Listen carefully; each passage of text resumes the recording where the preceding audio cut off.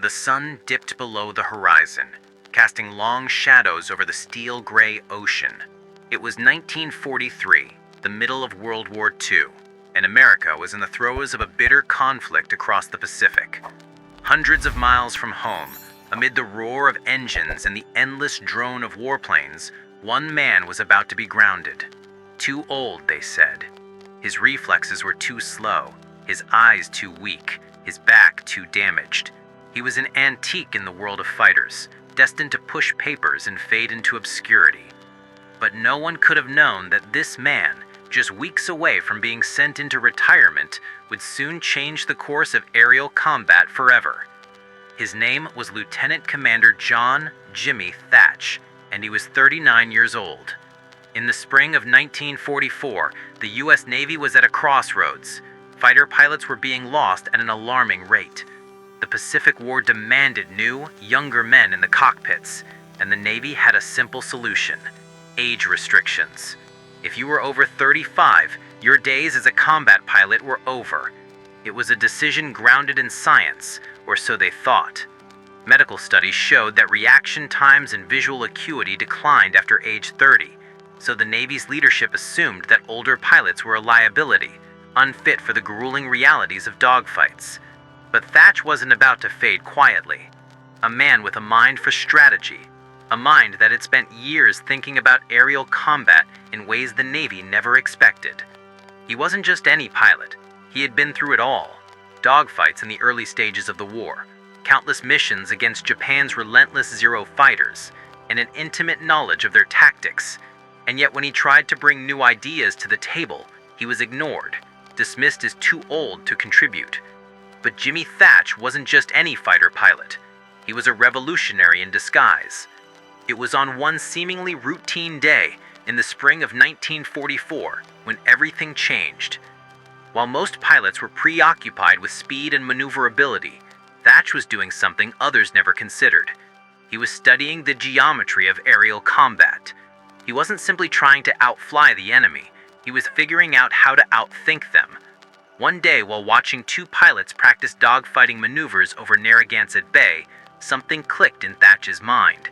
He saw the pattern in their movements, the predictable, almost rigid ways they fought. And then, as if a light bulb had gone off, Thatch visualized something different, something bold and unconventional. What if the pilots didn't fight alone? What if, instead of each pilot attempting to outmaneuver an enemy on their own, they worked together, coordinating, covering each other's blind spots, and weaving through the sky like dancers performing a perfectly synchronized routine? He grabbed his notebook and started scribbling down his idea, the Thatch Weave. The concept was simple, but audacious. Instead of a single pilot attempting to escape a tailing enemy, both pilots would turn toward each other and cross paths, protecting each other's blind spots. One would lead the enemy into a trap, and the other would come up behind, guns blazing.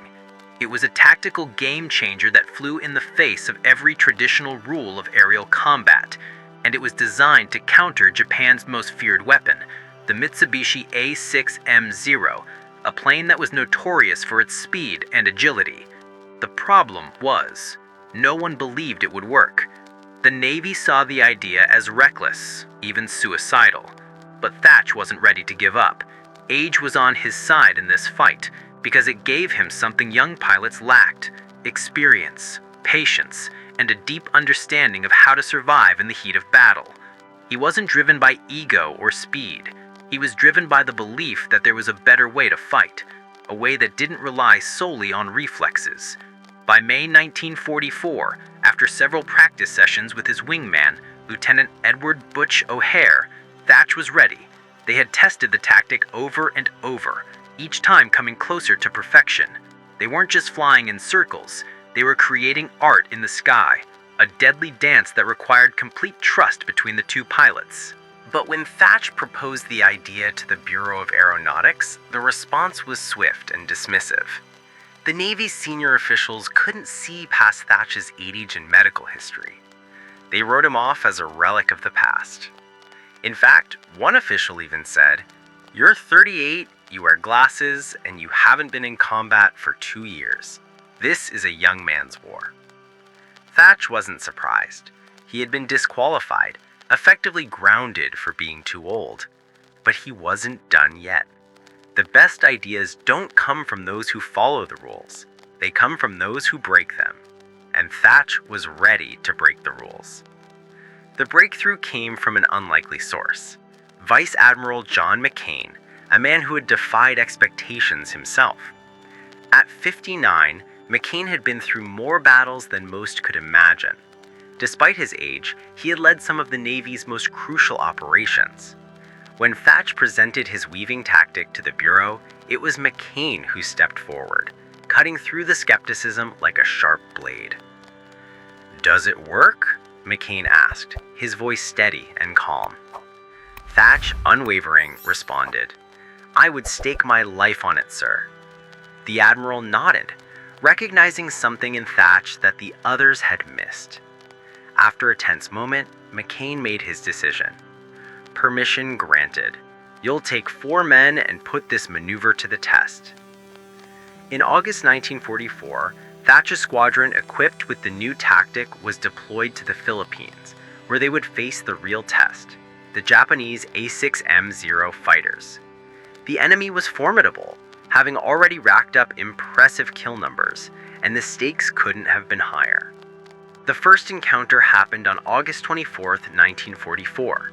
4 American Hellcats, including Thatch's, took to the skies, their mission to defend a carrier task force. As radar detected approaching enemy planes, Thatch's heart raced, but his mind stayed focused. "Weave on my mark," he radioed to his men. When the Japanese Zero fighters attacked, they expected to pick off the American planes one by one, but what they encountered was nothing like what they had seen before. Thatch and his wingman, Lieutenant Richard or Dick May, executed the Thatch Weave, crossing their paths in a deadly tango that left the Japanese pilots baffled. As one American fighter was targeted, the other appeared from nowhere, guns blazing. The result? A 4-0 victory.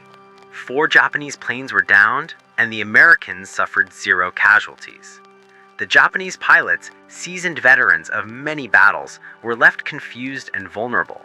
They didn't know how to fight the fight that Thatch had invented. But this was only the beginning. 3 days later, on August 27th, the Japanese returned, determined to defeat what they now called the New American Trick. They came at Thatch's squadron with 21 fighters. The battle lasted 19 minutes. The result? 7 more Japanese planes shot down. The kill ratio? 7-0. The Thatch Weave had proven its worth, and word spread quickly across the Pacific. In the weeks that followed, every squadron in the Pacific Fleet began adopting the Weave, and the results were staggering. American pilots who used Thatch's tactic shot down 2,000 enemy aircraft in the next few months. Pilots using the traditional methods were outperformed by a ratio of 7-1. But what really mattered was the lives saved. The Thatch Weave was credited with saving the lives of nearly 1,900 pilots during the rest of the war. Then, in April 1945, during the intense fighting over Okinawa, something extraordinary happened. The man they once called too old proved them all wrong. Thatch personally shot down 27 enemy aircraft in just 1 week, setting a record that would stand forever. He was 40 years old, wearing reading glasses, flying with chronic back pain, but he was also the most effective fighter pilot in the entire Pacific theater.